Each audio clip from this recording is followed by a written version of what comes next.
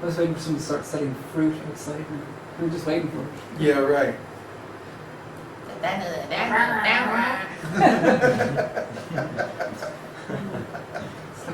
Happens every Sunday. Anyway, so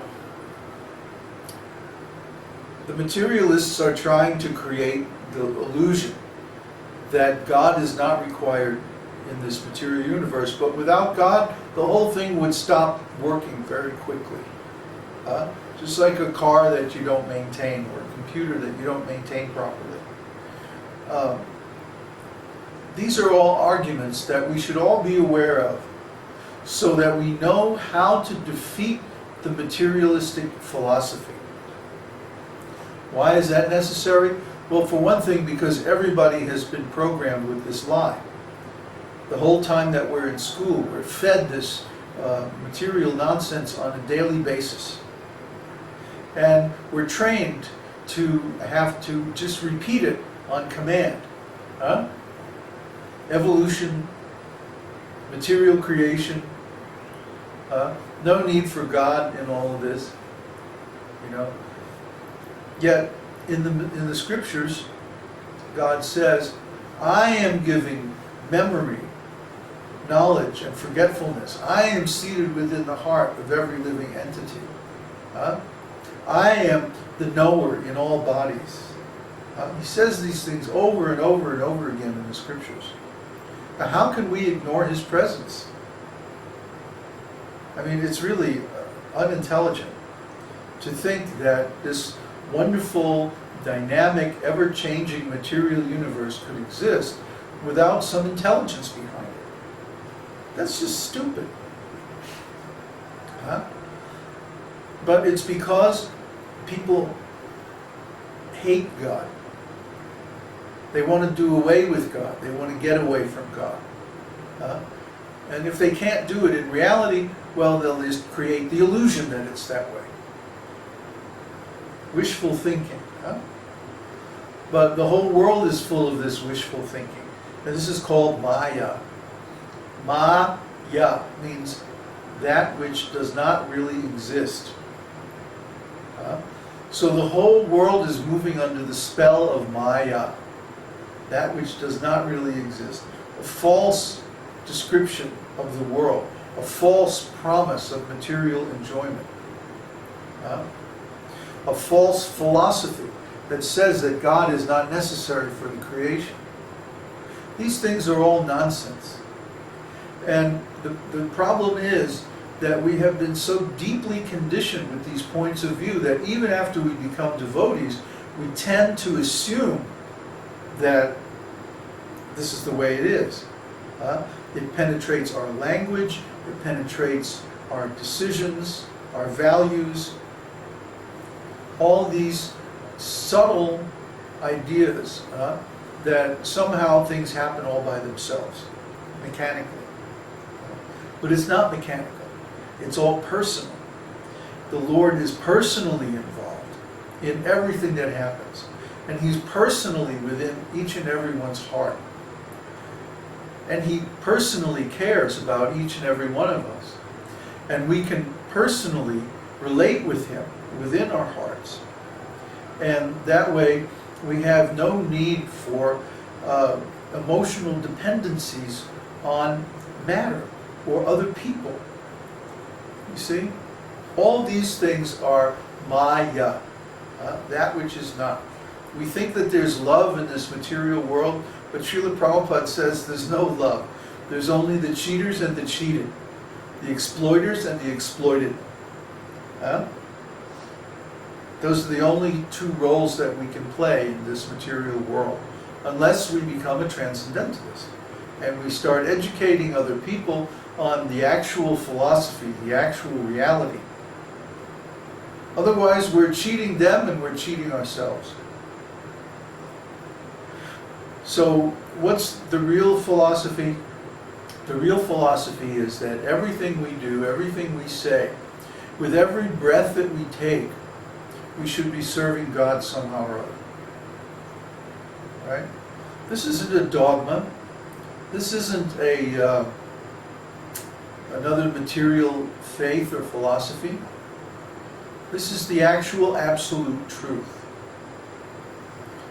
So what we're trying to say is that we should not think that the esoteric teaching is like another authoritarian religion that says you must do this, you must do that, you must believe in the guru, you know, like as if he was the Pope or something, or that, you know, the guru is going to take over your life and tell you what to do and when to do everything. And no, we don't like that. Now some people, some devotees have interpreted Krishna consciousness like that. And we see this in the big devotional organizations where the gurus and the managers have like absolute authority over the members. And they make all kinds of decisions, important decisions about their lives without even consulting them. And just like Neville was telling us about the ISKCON, the latest thing that they're preaching, the latest mantra, is that they're saying everybody should be very humble. Trinada pisunichena, tarora pisarishnuna. Mandena, manadena. Like that. That everyone should be lower than the straw in the street. Devoid of all sense of false prestige. That's what that Sanskrit means. Well, they're saying that because they don't want to hear any criticism. They don't want to hear any suggestions from the membership how things should be run. So they say, oh no, everyone should be very humble. And the implication behind it is, if you're not, we're going to kick you out. So this is humility based on fear. This is bogus humility, false humility. Real humility is based on love. That when we encounter someone who has exalted qualities, like Srila Prabhupada or Krishna, that we become like awestruck by their wonderful qualities. And because of this, we feel humble that, oh, I'm not so wonderful, you know, you're thousands of times more wonderful than I am, Krishna. You know, so naturally I feel humble standing before such magnificent beauty and exalted personal qualities. That's real humility. Real humility comes from love, by being attracted by the good qualities of the beloved. Real humility cannot be based on fear because it has to be voluntary, just like love. Real love cannot be legislated. You will love your country, something like that. We can't even really be forced to love God. God Himself doesn't even force us to love Him. He gives us the choice. Why? Because real love has to come from our own will. Has to come from our own choice, our own feelings.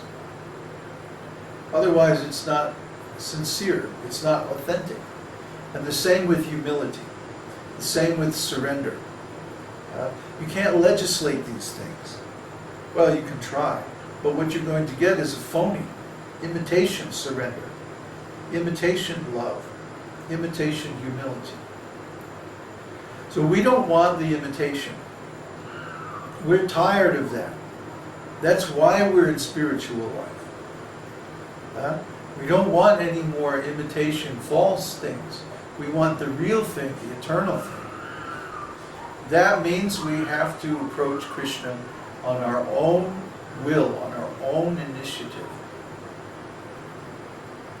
And if we do that, then automatically Krishna responds to us. He's not dull. He's not just a stone. He's not just a marble statue in the temple. No, he's a real person. And he's within everyone's heart. If you can't perceive Krishna within your heart, it means your heart is not yet purified. The method for purifying the heart is, of course, by the tongue. By chanting the name of the Lord, by taking Krishna Prasadam. In that way we become purified. So when we become purified, then we can perceive the Lord within our heart.